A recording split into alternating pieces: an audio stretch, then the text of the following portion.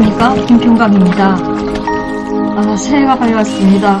여러분, 한 달간 너무 암울하고 암담한 기분에서 지냈는데요. 새해에는 지금 있는 이런 일 말고 또 좀 좋은 일만 또 생겼으면 좋겠습니다. 우리 대통령님이 대통령 권한이 정지되고 탄핵도 당하고 거기다 무한공항 참사까지 겹쳐서요. 국민 모두가 어둠 속에서 새날을 맞았습니다. 희망은 좌절되고 밤새 대통령님 체포와 같은 무시무시한 상황이 계속되고 있습니다. 이 싸움은 국민이 나서야 하고 대통령님은 끝까지 국민이 지켜야 합니다. 국민이 세금도 내고 나라도 지켜야 하는 상황이니 참 어렵습니다. 이때 국민의힘 지도부는 뭐 하고 있냐 하고 묻고 싶습니다. 다행히 대통령 지지율이 36% 올라가고 있고요. 국민의힘이 지지율도 38%를 넘었다고 하고 있습니다. 그러나 국민의 지지율이 올라가고 있는 것은 대통령께서 비상기업령을 발표하시고 시민들이 깨어나고 있어서 그렇습니다. 대통령이 안 계시는 여당 지도부의 목소리가 들려올까 귀를 기울여 보지만 입장이나 발표하는 정도로 국민의힘의 나약한 모습은요. 시민의 한 사람으로선 많이 유감스러운 일이라 하겠습니다. 대통령 탄핵에 동조하시고 탄핵 반대 당론도 통과시키지 못하시고 대통령을 헌재에 넘기신 곳, 지금도 목소리를 못 내고 계신 곳 다 안타깝습니다. 각자가 문제가 생길까봐 내란의 동조자라 의심받을까봐 조심조심 하시는 건 알겠는데 오히려 일반 국민들과 풀벌레 유튜브들이 나서서 피나게 호소하고 있지 않습니까? 국민들이 얼마나 이 추운 날씨에 엄혹한 추위 속에서 깊은 자정까지 대통령 관저 앞에서 싸우고 있는데 국회의원님들 목소리가 들려오지 않고 있습니다. 국민의힘 국회의원들 침묵하고 계셔서 되겠습니까? 내란죄 수사권 기소권 없는 공수처에서 헌법 84조에 의해서 내란죄가 아니면 수사 대상도 아닌 우리 대통령님을 내란죄란 확실한 결론이 없이 체포하려고 광란을 벌이고 있습니다. 경찰이 수사를 하고 검찰이 법원에 영장 청구를 하는 순서로 통상적인 형사사법조차를 거쳐야 하지만요. 공수처는 대통령을 내란 수괴라고 아예 못 박아 적시를 하고 있죠. 수사권도 없고 기소권도 없는 공수처에서 체포에 앞장서고 있습니다. 영장 청구, 대법원의 청구의 주체도 발부의 주체도 다 잘못됐습니다.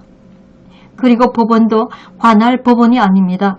서울중앙지법 영장 청구를 해야 하지만 서울 서부지방법원에 돌려서 영장 청구를 한 이유가 무엇일까요? 왜 그랬을까요? 국민의힘 당에서는 공수처장 오동훈과 그리고 이수영 영장판사를 직권남용으로 고발하여야 합니다. 공수처장 오동훈의 행적을 살펴보면요.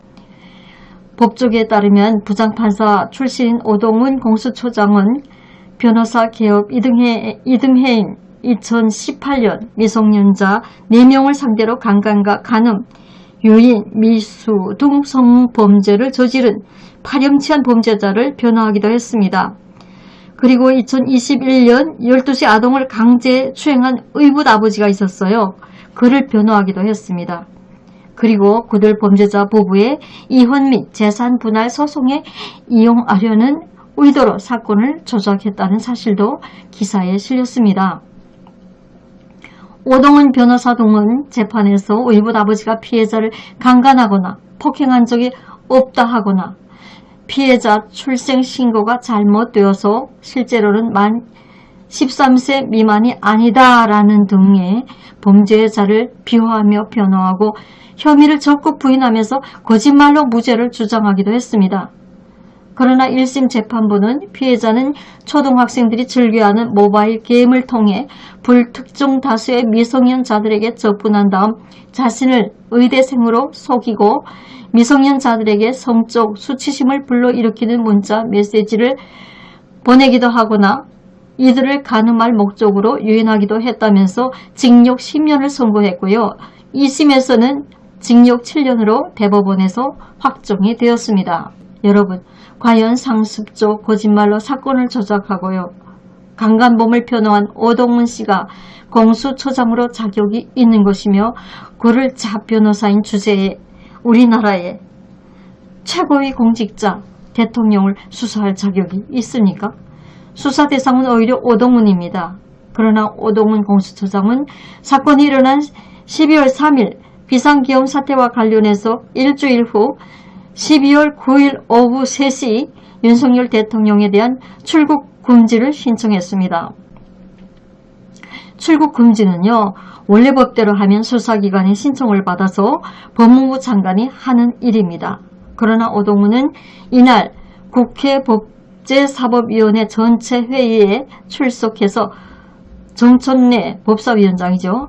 정청래가 윤석열에 대한 출국금지 계좌 동결을 빨리 하라라고 지시하자 윤 대통령에 대한 출국금지에 대해서는 수사 지휘를 했다라고 말합니다. 오 처장은 이렇게 답합니다. 당신이 무슨 자격으로 대통령을 출국금지하고 계좌를 동결시킵니까? 한동훈이 추천했다는 말도 있는데요. 이런 사람이 공수처장을 맡고 있는 것부터가 잘못되어 있고, 그런데도 지금 국민의힘 당의 의원님들 무엇을 하고 무엇을 보고 있습니까? 공수처와 민주당이 지금 막장 드라마를 쓰고 있는 데에 비해 국민의힘은 가만히 있으면 되겠습니까? 굴복하면 안 되지 않겠습니까? 국민들이 다 보고 있습니다. 수사권 없는 공수처, 사법부, 이렇게 국민을 소란스럽게 하는 기관은 해체해야 하는 것 아닙니까? 고위공직자 범죄수사처 공수처가 경찰, 검찰과 연합작전하고 있는데 국힘은 뭐하고 있습니까? 국민과 함께 국민을 믿고 대통령 관저에서 떠나지 마십시오. 윤상현 의원, 나경원 의원 등 몇 명을 빼고는 지금 투사로 나서고 있는 의원이 누가 있습니까? 민주당의 고발 폭탄이 말려들까 걱정하고 있는 것 같은데 그것은 잘 알겠는데 그렇게 무서우면 다 같이 뭉쳐서 싸우면 되잖아요. 민주당은 그렇게 사법부를 신뢰해서 이재명을 방탄하고 있나요? 정치적으로 해결할 문제도 홀핏하면 고소 고발이 일어나잖아요. 민주당이 고발하면 맞고발 하셔야죠. 왜 싸우지 못합니까? 이재명이 짓고 나면 나라가 어떻게 될까요? 이재명 주변엔 살인의 고문, 마수, 그림자가 드리고 있습니다. 지옥의 사자입니까? 이재명 때문에 사람이 7명이나 죽었고 이제 또 대통령까지 죽게 생겼습니다. 체포된다는 것이 살아있는 겁니까? 살아도 산 게 아니죠. 그래서 이재명이 그렇게 잡혀가지 않으려고 발악한 것 아닙니까? 그래서 대선에서 지고서도 국회의원 출마한 것 아닙니까? 국회의원들에게 체포영장 막아달라고 말입니다. 이렇게 죄 많은 사람도 체포되지 않으려고 발광을 하는데 우리 대통령님이 무슨 죄를 저질러서 잡혀가야 합니까?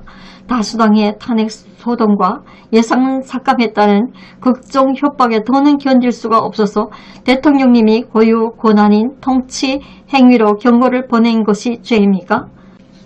이재명 전과 사범이 재판을 2, 3년 동안 미루는 동안에 왜 죄 없는 대통령이 체포되어야 합니까? 오동훈 씨에게 묻고 싶습니다.